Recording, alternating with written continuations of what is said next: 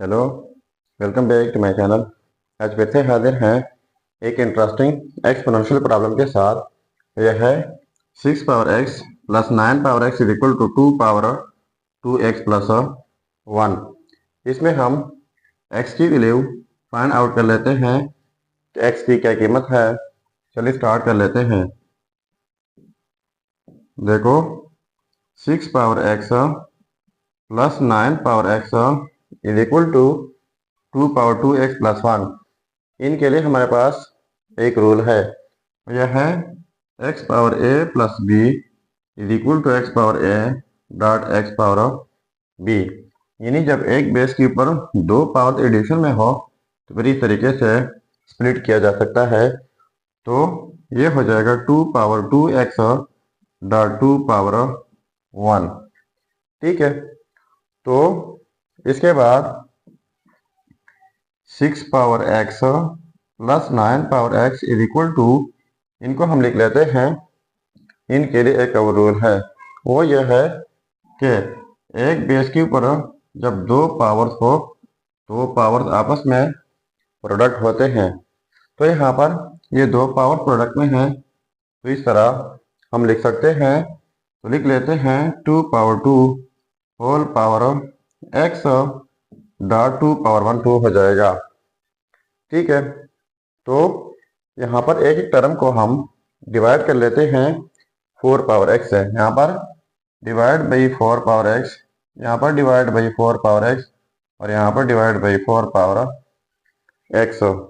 ठीक है, तो 6 power x divide by 4 power x plus 9 power x divide by 4 power x is equal to, ये हो जाएगा 2 पावर 2, यानी ये 4 पावर x हो जाएगा dot 2 divide by 4 power x। तो ये कैंसल आउट जाएंगे और यहाँ पर पावर में x, यहाँ पर पावर में x, तो लिख लेते हैं 6 by 4 whole power x plus, यहाँ पर पावर में x, यहाँ पर पावर में x, तो इनको भी लिख लेते हैं 9 by 4 whole power x is equal to, यहाँ पर जस्ट 2 रह जाएगा।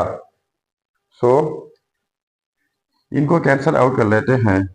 3 2 6, 2 2 4, यानी ये हो जाएगा 3 by 2 whole power x plus, और 9 की जगह लिख लेते हैं 3 पावर 2 डिवाइड बाई 4 की जगह 2 power 2 whole power x is equal to 2। ठीक हुआ। So 3 by 2 whole power x plus 3 power 2 and 2 power 2, यहाँ पर पावर 2 है, यहाँ पर पावर 2 है, तो लिख लेते हैं 3 बाई 2 होल पावर 2 और होल पावर एक x भी है इज इक्वल टू 2। ठीक है, तो इस रूल के मुताबिक हम पावर्स को एक्सचेंज भी कर सकते हैं। तो लिख लेते हैं 3 by 2 whole power x plus 3 by 2, ये पावर x जो है पहले लिख लेते हैं और होल पावर ये वाला 2 कर देते हैं इज इक्वल टू 2। अब देखो 3 बाई 2 होल पावर x, इनको हम लेट कर लेते हैं, let 3 by 2 whole power x y के इक्वल लेट कर लेते हैं। तो इनकी जगह हमने y लगाना है और यहाँ पर ये फिर y स्क्वायर हो जाएगा।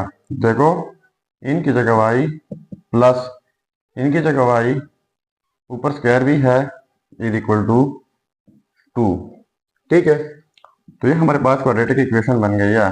इनको तरतीब देते हैं वाई स्क्वायर प्लस वाई, इनको इस साइड पर शिफ्ट करके नेगेटिव 2 हो जाएगा इज इक्वल टू 0। तो ये हमारे पास क्वाड्रेटिक इक्वेशन बन गई है। क्वाड्रेटिक इक्वेशन सॉल्व करने के बहुत सारे तरीके हैं। तो ये इक्वेशन सॉल्व होगी बाय फैक्टराइजेशन मेथड। तो फैक्टराइजेशन का तरीका यह है कि सबसे पहले इनको और इनका कोफिशिएंट 1 है, इनको मल्टीप्लाई करना होगा। ठीक है, तो इनसे आता है -2। अब -2 से हमने +1 बनाना है।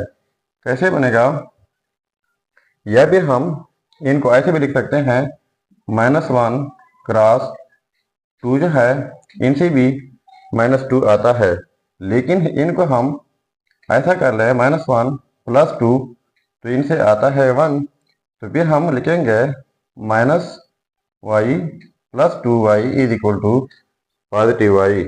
तो इन पॉजिटिव y की जगह हमने क्या लगाना है, ये वाला। ठीक है, तो देखो y² ये वाला प्लस, या फिर हम ये लिखेंगे, तो लिख लेते हैं -y + 2y -2 = 0। तो देखो इस पॉजिटिव y की जगह हमने ये लिख लिया, तो ये अलग पेयर है और ये अलग, इनसे अलग कॉमन लेना है। तो यहाँ से कॉमन हो जाएगा y, तो यहाँ पर y रह जाएगा, माइनस यहाँ पर 1 प्लस यहाँ पर 2 कॉमन लेते हैं, तो y -1 हो जाएगा = 0। तो y -1 ये फिर से कॉमन लेते हैं और ये y + 2 हो जाएगा = 0। तो देखो इन दोनों का प्रोडक्ट जो है वो 0 के इक्वल है। तो लिख लेते हैं या तो ये वाला 0 के इक्वल होगा या फिर ये 0 के इक्वल होगा। तो y = -1 उस साइड पे जाके +1 हो जाएगा और ये +2 उस साइड पे जाके -2 हो जाएगा। अब y हम लेट कर चुके हैं जो कि इक्वल है 3/2 होल पावर x। तो y की जगह लिख लेते हैं 3/2 होल पावर x = 1, और यहाँ पर y की जगह 3/2 होल पावर x = -2। तो देखो ये पॉजिटिव है और ये नेगेटिव, तो ये ऐसा पॉसिबल नहीं है, इनको सिंप्लीफाई नहीं किया जा सकता। और हम इनको अब सिंप्लीफाई कर लेते हैं। तो देखो 3/2 होल पावर x = 1। तो हम जानते हैं कि एनीथिंग पावर 0 = 1। तो 1 की जगह हमने कुछ ऐसा करना है कि 3/2 होल पावर x = लिख लेते हैं 3/2 होल पावर 0, क्योंकि एनीथिंग पावर 0 1 के इक्वल होता है। अब इनके लिए हमारे पास एक और रूल है, वो यह है x power a = x power b, यानी जब सेम बेसिस और डिफरेंट पावर बीच में इक्वलिटी हो तो इस सूरत में पावर इक्वल होते हैं। तो यहाँ पर ये सेम बेसिस है, पावर इक्वल हो जाएंगे, x = 0। सो ये रहा हमारा फाइनल रिजल्ट। अब अगर इसी रिजल्ट को हम चेक करना चाहें कि वाकई ये रिजल्ट ठीक है गलत, तो यहाँ पर मेन प्रॉब्लम में x की जगह 0 पुट करके अगर ये आपस में सेम आता है तो रिजल्ट ठीक होगा।